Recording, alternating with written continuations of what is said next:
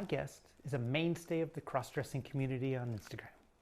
If you like sports and cross-dressing, there's no way you haven't already come across the wonderful offspring of WWF wrestler Ric Flair and the goddess Athena.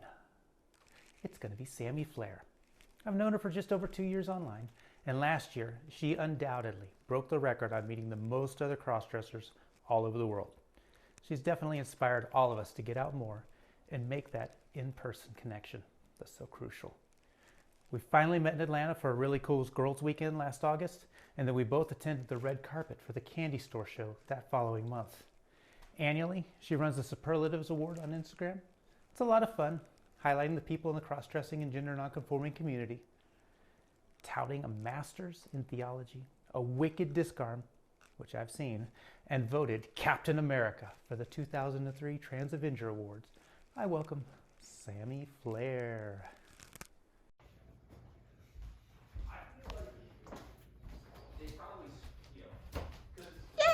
Hey, Sami. Hello there. Good to see you. Good to see you.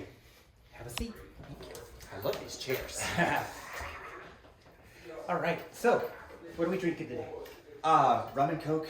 It's easy. It's a good way to prime yourself before you go on what's promising to be a very long night. It's easy to keep down. As long as I don't go too crazy on the Coke part with all the sugar, like, I'm pretty hangover free with it too. So I heard that you're actually more of a whiskey. It's true. Actually, I got a start drinking whiskey like on my 21st birthday. Absolutely despised it. But ever since then, I've come to appreciate the craftsmanship and the experience that goes into good whiskey. And some of my deepest conversations have happened over a glass of whiskey. So that's where my preference is for sure. Awesome. Let's have another one. Let's do it.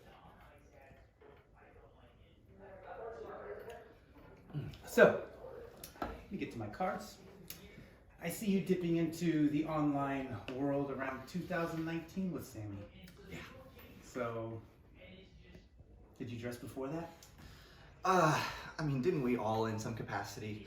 I was the kid that was stealing mom's and sister's clothes when I was younger, but as far as like doing it regularly as an exploration and as an expression of myself, it really wasn't until like shortly before I started posting anything online. So like 2019 happened and it just totally snowballed in me in a good way. Mm-hmm.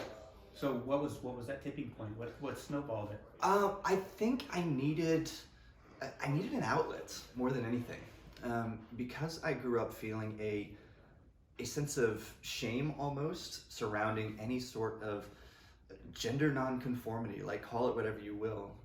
It's the cultural context that I grew up in. And so when you have a secret like that, you don't feel like you can share it with anyone you know, because all of a sudden now your relationships are on the line. Rumors are going to start about you. So I needed somewhere to show myself off, so to speak, but also to interact with other people that were like me. And that's what really led me to dipping my toe into the online world. But I have been following so many of these people for years and years, from the early days of like Flickr, just living vicariously through their pictures. And being online allowed me not only to interact with them, but to become friends with them too. Right. It's a bit like that fangirl moment if you're meeting this larger than life figure and it turns out they're just a normal person like you. It's a special experience, but nerve-wracking for sure. So what do you think going online and having that account did for you, did for Sami? Real quick, do you feel like Sami's a different person and you're another person, or do you feel like you're the same how does that all fit together? I've given that question a lot of thought. A lot of it is introspective, but a lot of it happens through therapy as well. And I kind of went through this mental checklist of, is this a persona? Do I want to be a drag queen? Like, where's the line of separation between my normal everyday life and Sami? And it's kind of gone in this strange wave pattern of how prevalent Sami is in my life. And at this point, like, I say, look, I'm always Sami. Like, whether I'm dolled up to the nines or I'm just in sweatpants on my couch, like, it's the same exact person, just under a different name, so to speak. We haven't had a lot of role models in that aspect. No, we haven't. It's been sort of taboo. It has this weird sort of cultural stigma of this line that you don't cross. And I've never really liked that because you always hear, oh, well, think of the impression you're making on other people. Okay, like, am I really, to what extent am I having that sort of an impact just by me existing on somebody else? And then knowing that I have a very prevalent feminine side to myself, it always bewildered me that it was so just spiked down as much as it was. So yeah, we need to show a sense of normalcy about it, and I think that's a healthy thing. I agree. So early on, before 2019, I'm guessing you were engaged. I was, yeah. And did Sami play into that, or was that just not going to happen anyway? I don't think that was the catalyst for us not getting married. I think it was in the back of her mind as it was in the back of my mind. But we had that conversation about a month into dating. And at that time, Sami didn't have a name. Like, she didn't have a form. She was just an idea. It was a hobby more than anything. And as the conversation went on, it became very clear to me that it wasn't going to be able to exist in that relationship in particular. And I always knew that I couldn't suppress that forever, that it was gonna rear its ugly head once again.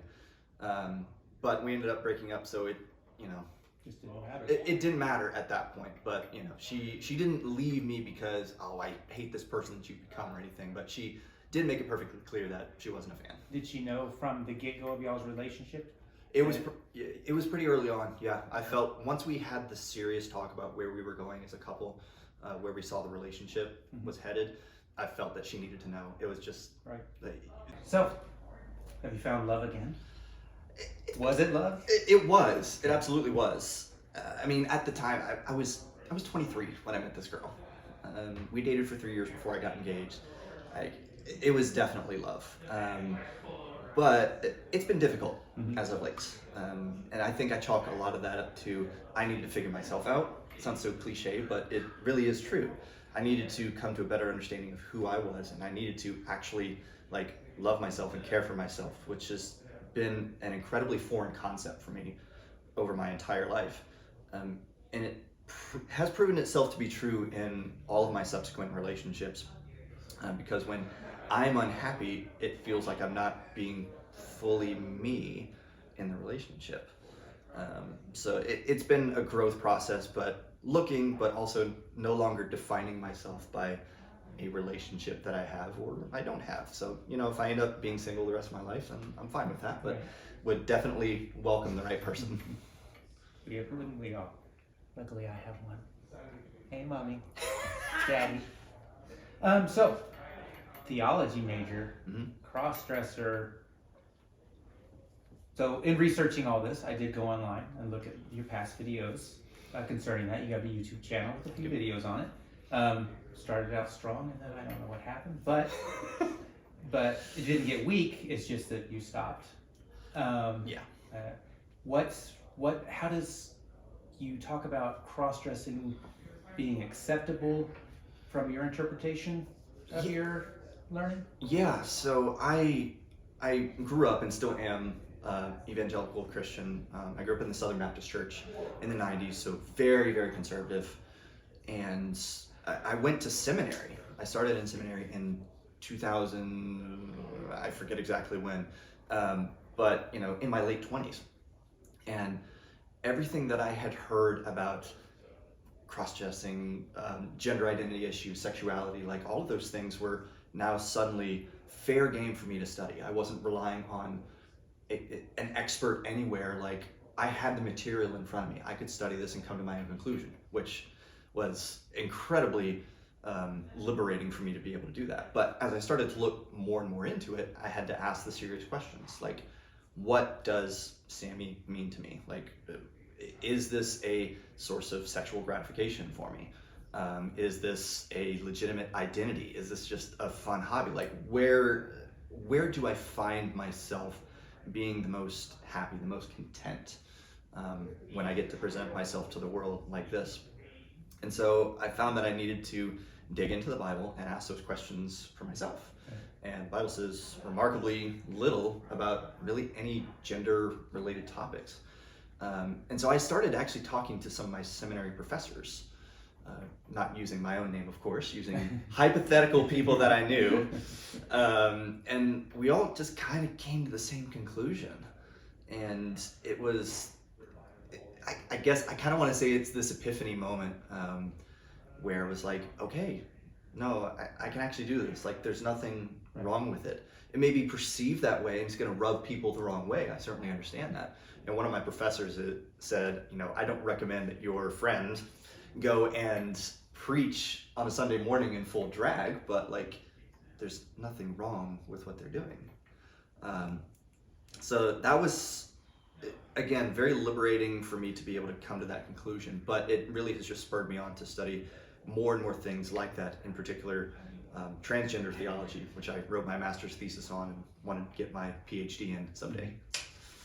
So you're talking with like the big minds in church. Yes. And they're like, yeah, this isn't a big deal.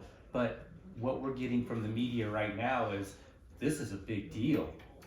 Yeah, so I think it's what's going on there? Where's the disconnect? Yes. Exactly. And I think you also have to draw the lines.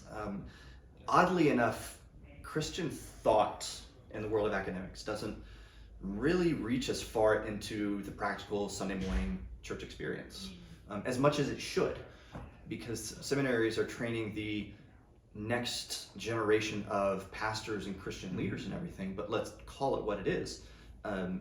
The church in America is still being led by older white men.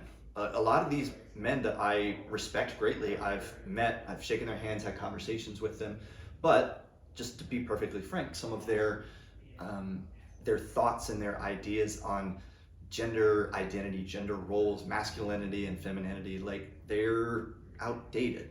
They don't mesh with the world that we know to be true around us. And because of that, the church is still being led with that particular line of thought. I had this conversation with one of my professors. He said the biggest defining issue of his generation was marriage and divorce in the church. And he says, for your generation, it's going to be gender and sexuality. There are going to be gay preachers out there. There are going to be transgender preachers out there. It's going to happen, and the church needs to find a better way to discuss these things in a civil manner, and to do so with what we call open hand theology, to acknowledge what we intellectually assent to be true, what's important, what's core doctrine, and what is open hand. What can we say, I respectfully disagree with you on this one. And as I've had conversations with my friends, they will say, if I thought you were doing something wrong, I would tell you that. Right. I may not understand where you're coming from, but I'm going to love you the same way. I'm going to treat you and respect you the same way. Just know that I don't get it, and that's okay. And I think one of the things that's making this really hard is it's happening so freaking fast. Mm-hmm. Like, in the past 5 years, so much in this world has changed. All these new ways to think about, to talk about, and when you start talking about academic institutions, they're not always at the cutting edge of those things. They try to be, but There's always been a dissonance between the world of academia and how it gets practically implemented to the world. Because scholars have all these wonderful ideas, they have knowledge, but then when it comes time to, okay, how do we transmit this in a practical manner to the people who are going to be working with this information on a daily basis, they almost kind of like throw up their hands and say, my job's done. That's up to you now to figure out. And so there's a definite gap between the world of academia and the rest of the world as a means of synthesizing information, making it easy to digest, and coming up with a practical application on how to make all these things reality. And I think you see that right now. There's the massive backlash that you're talking about. We've been discussing certain states that are passing laws banning drag shows, and that boggles my mind. But it does ultimately start with, okay, here's what we know.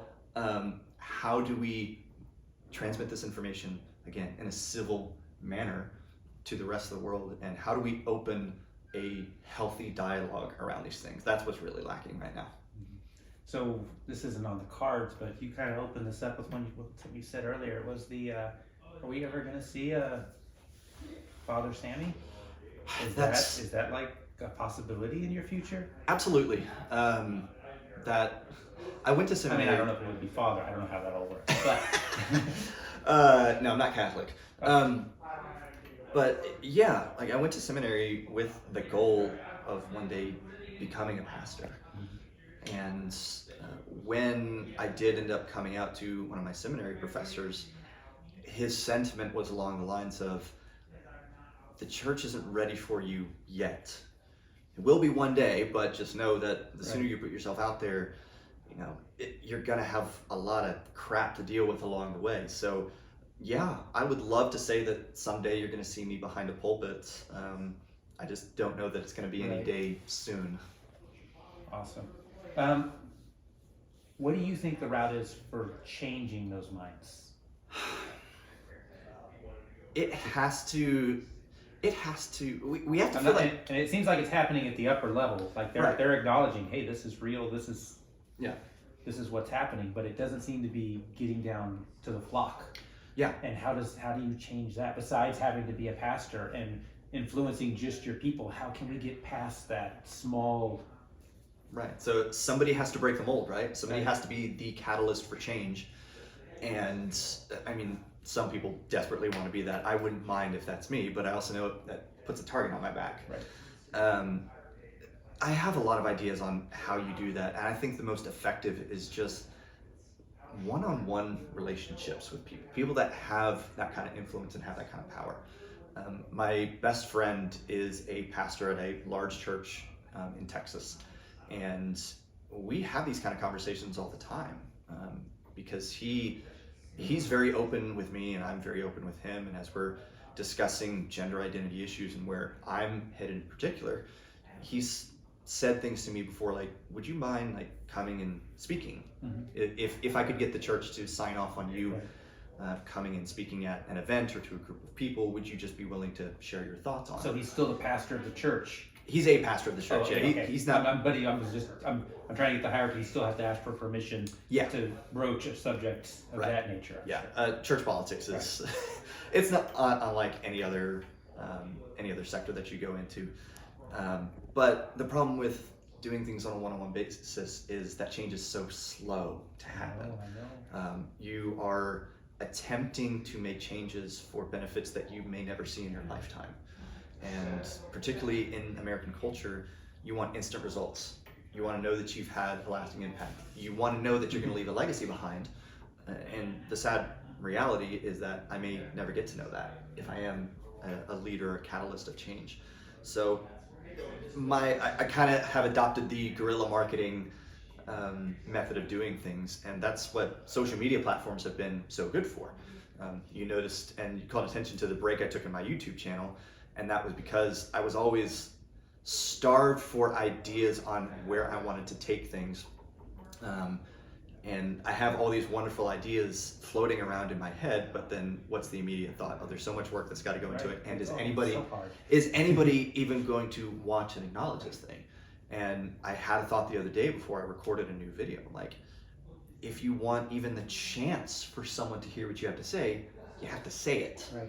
So that's my method right now, is to put things out there and hope that it's going to attract a healthy conversation by virtue of the way I carry myself and promoting open dialogue and not pointing fingers or flaming other people or garnering more hate. It's just like, okay, let's all take a chill pill here and let's talk about things. Right. And if you disagree with me, great, but I at least want you to know where I'm coming from.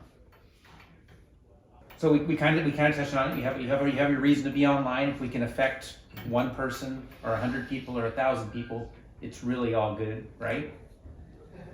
Online, what's the greatest resource you found for all this kind of gender nonconformity, cross-dressing, transvestites, gender benders, queer, whatever you want to call them? I've always found that the greatest resource is people. It really isn't. I fooled around with the idea of writing an online book of just the how-to, the beginner's guide, the idiot's guide for whatever you want to name it. And I thought this is going to be a grand project and I'm going to get contributions from people in the community. And while it is a good idea as a resource, it doesn't stop people from being curious and asking the kind of questions that pertain specifically to them. Right. If you're going to put an online resource out there, it's going to be technical information. How are you going to do your makeup? Like, how should you be walking in heels? It's all that kind of stuff. It doesn't cover the much more practical side of things of, I'm nervous to talk to my partner about this. How can I do that? Right. There's no book, the importance, blog, the really important stuff, right. actually. There's no book or blog or video or anything that's going to properly answer that question for you. You have to go talk to people that have walked that path ahead of you. And their life is not your life, so they're going to be able to speak some insight into it. And the point is to gain some wisdom from people that have been there before and apply it to your specific situation. So when I say people are the greatest resource, it's knowing who to talk to about what. And believe me, there's no shortage of phenomenal individuals in the gender non-conforming community as a whole. And it's very nice to know that, oh yeah, I'm not alone in this specific situation. I just may have to go look for someone who shares this one aspect of my life in particular and start a conversation with them. And I think for those people that do have a significant following, my encouragement is always just talk to these people.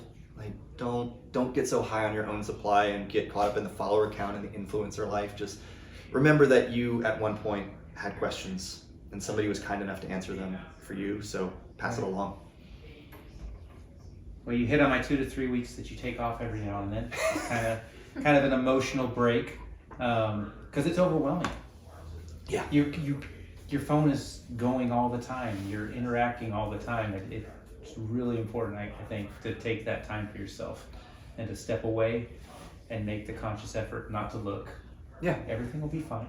It's a reminder that you existed before social media. You existed before the smartphone. At least I did. The newer generations, they didn't. And so I'm going to have a life after those things as well. And I need to remind myself periodically that if for some reason I lost all of my online presence, just a clean wipe, my life would go on. Mm-hmm. Those things, while they do hold some importance to me because of the relationships that I have built through social media platforms, it's still reliant on me being so hooked on this device constantly. And I know that's not a healthy thing. It seems like a necessary evil at this point in time. So yeah, every so often, like, everybody needs a break.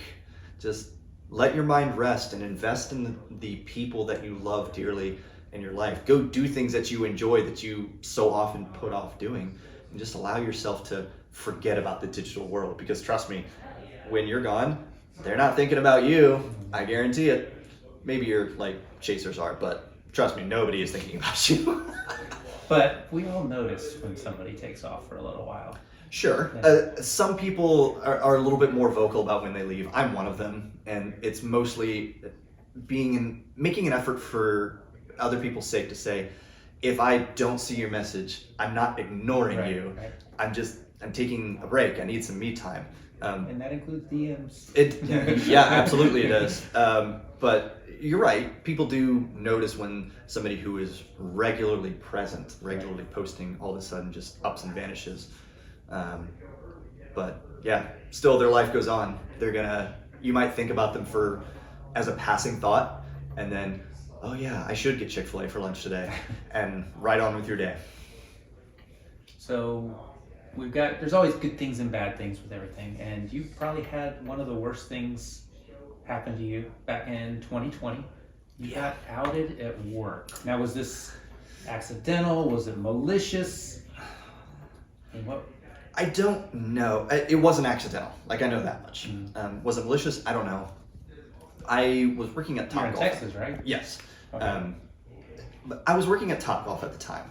I was a manager, and most of the people that work at Topgolf, they're college kids and younger, 24 years old, maybe younger than that. There were even some high school students that it was their part-time job after school. So me being in my 30s and being in a position of power, like, what's the natural thing? Everybody's going to look for the latest dirt that you can put out on your boss. I will never forget how it all unfolded. I happened to be off on a Saturday, which is just wild to me. That never happened. But my best friend, who went to seminary with me and who worked at Topgolf with me, was also a manager.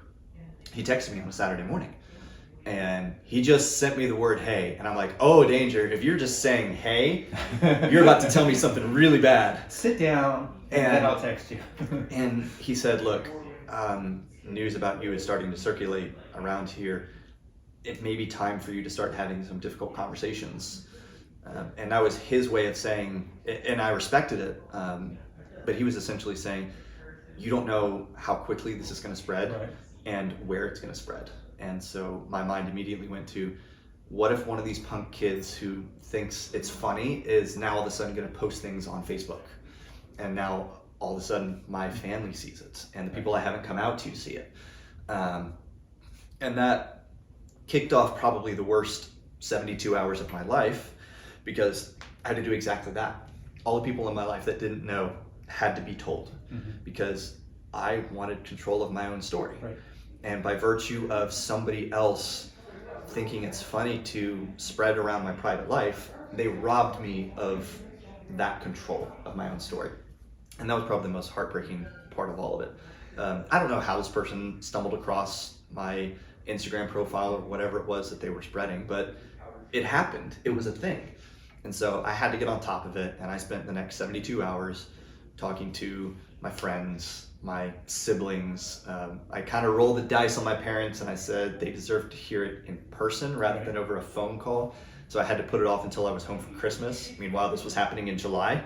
So I'm thinking, Did they find out before Christmas? Or no, they didn't. No, I was very thankful that it never spread that far. But I also had to go and tell the seminary, because there were other students that worked at Topgolf, and the road from work to school was very short. And in particular, when you're dealing with a faith-based school, in particular an evangelical seminary, even though the school isn't as conservative as some people would make you think, it's still, you know that it's not going to go over well. Right. And unfortunately, I was right about that. I came out to my favorite professor, and he and I had... Where were you at in your theology studies at that point? I was in my last semester. Yeah, this happened over the summertime. The only thing I had to accomplish in the summer was to finish my internship. Like, right, all of my coursework had been done, my thesis had been submitted and accepted, like, it was done. But I was applying to do doctoral study at the school at the time. And so I kept an open dialogue with my professor, and when I came out to him, his sentiment was, that sucks that somebody did that to you. But he said, look, I know who you are as a person. This doesn't change anything in my mind about you, about your studies, about anything. But that's me. He's me and I. That was the exact follow-up. He said, but I don't make any of the decisions around here. Right. So he encouraged me to go talk to the dean of students, and that kicked off a chain of events that eventually led me to just severing that relationship with the seminary. Right. Like, they allowed me to graduate, they gave me my degree, but it became very clear that I was not going to be welcome back for any further study. Their loss. That's kind of where I landed on that. But yeah, you're right. The worst nightmare for anyone, to have your secret all of a sudden become public information with people that you didn't care to share it with in the first place. Silver lining, if there was anything for it, was then the fear factor was gone. Right. Like, now, instead of constantly looking over my shoulder and saying, I wonder if they know, it's like, oh yeah, they know, it's fine. And that opened up so many doors. So do you think you would have done something different to achieve that feeling of the liberation Do you think you should have told people earlier, or do you think you should have hid your story better? I'm a proponent of openness, but you can't force someone to be ready before they're ready. And But you're not in control of somebody being ready. exactly. It's their life. Exactly. So I had already been making plans. Like I had this roadmap of who I was going to come out to and when over the last 6 months of 2020. And a lot of people at work were at the top of that list. Because, you know, what's the dream at that point in time for someone that's cross-dressing? Oh, I want to go to work as a girl one day. And oh, Halloween's coming up. What if I did a girl outfit? That would be, or a girl costume. That would be great.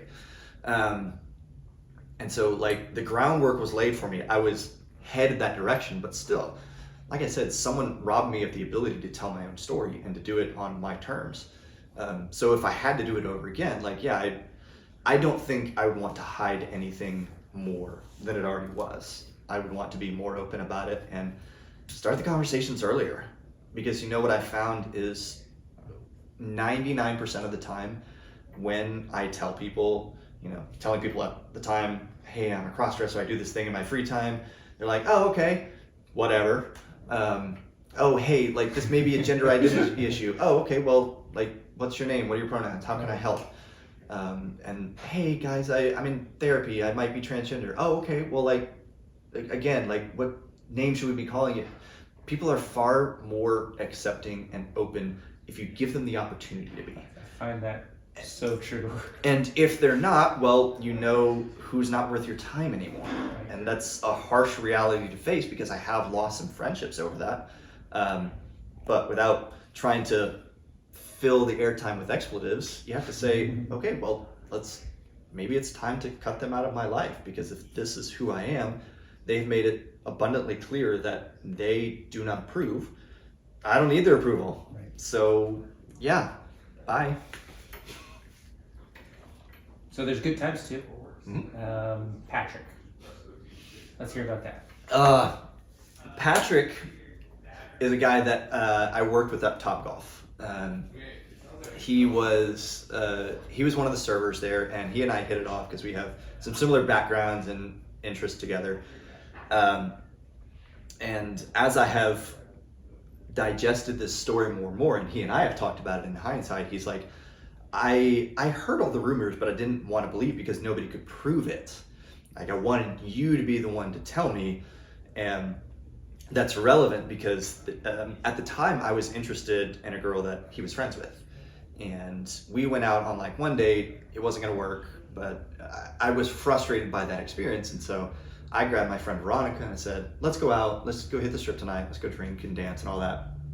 And just out of curiosity, like I looked at where some of these people were, because I'm like, they all live roughly nearby where I'm going to go out. Like, what are the odds I'm going to run into them?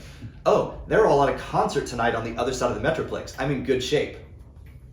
Well, Veronica and I get to this club where we're hanging out, and at one point I get up to go to the bathroom, and as I'm washing my hands, I look up and who walks in through the door? It's that girl that I had just been on a date with, and like one of her friends who was also a coworker. Immediate freak out moment. I'm like, okay, I don't think she saw me, but I need to get out of here, and like I need to tell Veronica like we need to move spots or whatever. And out of just pure fluster, I texted Patrick and I said, what are the odds that I would run into this girl at just a random bar? I was very careful about how I phrased it. Mm-hmm. And he said, oh, you're here, aren't you? You're in this bar right now. And I just went, oh no. And I think the exact message I wrote back was, yeah, about that, ... And he texted back, look, it's okay. I'm over at this bar in particular. Just come over. I'll buy you a drink. And that was the first time he had ever been introduced to Sami. And he was really cool about it. He gave me a big old hug, and he asked permission if he could grab my fake chest. And because he asked, and I knew he was going to take it in stride, I'm like, yeah, go ahead. Just, honk the horn, do whatever you got to do. But it was a good laugh, and it was a good introduction. It's not the way I drew it up for sure. But that also led to, yeah, I'm here with a bunch of people from work. Like, I don't have to tell them anything. And so I grabbed a shot. I said, screw it, let's go. And we went and hung out with a bunch of my coworkers that night. And that was complete accident that all of it happened, but you know, take it in stride. Right. Just try to have fun with it. And now there's all those people you just know. Yeah, I'm pretty sure they all follow my accounts at this point. Yeah. Under pseudonyms or some other? Oh no, it's No? their real ones. Oh, nice. It's their real ones. Like that. Awesome. That's how you know you've made it when people that you know are like, yeah, what's your Instagram handle? And then you see that pop up, you're like, oh, you're using your real account. Awesome. It's nice though, because I have had people just express like, hey, can I just follow your account? I want to know more about your story and everything. In particular with guy friends, I'm like, you don't really know what you're getting into. You don't know what you're going to be exposed to, but like, yes, I would be honored if you would follow in my journey. That's awesome. Yeah. All right, so we're going to wrap up with the last three. This is going to be every time we'll do this last three. So I'm going to read it off the card, make sure I get it right this first couple times. What would you ask a person who doesn't like people who challenge gender norms per se? And the cop-out answer is why, but I would do basically whatever I could to try to open a healthy dialogue. And, you know, behind everyone's reaction, there's an underlying reason for it. Okay, you're made uncomfortable by someone like me. Why is that? Am I challenging your sexuality? It's not what I'm trying to do, but if I am, then like, let's talk about it. It's okay. Are you just a hate-filled person? Because if you are, then I know that I need to end the conversation right now. But I think the question I would ask them is, what's really going on? Like, what has happened in your life that has led you to react to someone like me in such a way? And that's a very, at least in my mind, it's a non-invasive question, and it at least acknowledges that there's a reason for what you're saying, for what you're doing. Right. And instead of me turning my back on you, I want to make an effort and try to build that bridge instead of just throwing you the finger and saying, go about your business. All right, and what would you say to your younger self during some dark days? Maybe those 72 hours at the beginning of that or some other time? What would you say to yourself back then? I know we don't want to time travel because then you adjust things and everything changes. Yeah. To be yourself, you have to do everything the way you did it. But yeah, exactly. If you could talk to that person, what would you say? It's okay. You may be very confused by things right now, and that's okay. Because if you get to look into your future, you're going to be very excited about what you see. But by the same token, be patient. Don't rush anything. I had to go through a lot of growth in my life to get to a point where I can sit in this chair with someone who shares very close aspects of my story. A teenage version of me would have been so excited about that and had no idea what happened. A teenage version of me would want to wonder what's next, but like also, what did you lose in order to get there? So yeah, just chill out. It's okay, and be patient. Don't rush anything, because where you're going is worth it 100%, and you need that time to grow. I might need to save that question for the end.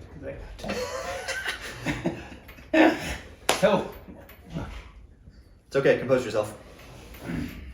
So, one question for me. Question for you. You're obviously a very prominent figure in our community as well. I have no doubt. I don't know how, but okay. I know how. Look at you. You're amazing. As someone who I'm sure is constantly bombarded by messages and questions and everything, my question to you would simply be, what do you wish people would ask you? And how would you answer them?